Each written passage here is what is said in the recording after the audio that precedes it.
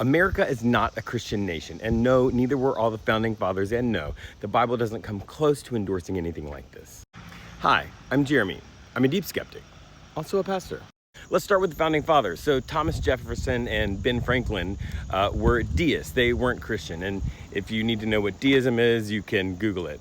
Thomas Jefferson, though, even made a version of the Bible that took out all the stuff he disagreed with. And then there's the Treaty of Tripoli in 1797 that expressly stated that the United States government was not founded on Christianity. And then, of course, there's the overall decline of Christianity in America. Like over the past couple of decades, there has been a consistent and sustained decline in people who are identifying themselves as Christians, which that's a whole other video, and a steady increase in people who are religiously unaffiliated.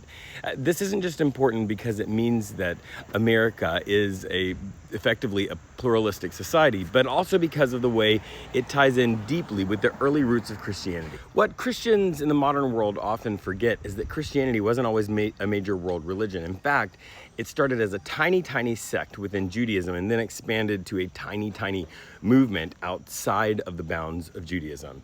And that's really important.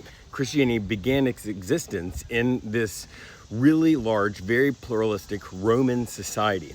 And they weren't trying to overtake the Roman government and turn it into a Christian nation. That did happen later with Constantine, but its earliest roots were a small group that lived respectfully and at peace with all of these different religious expressions. And yeah, there's your excuse to think about Rome today.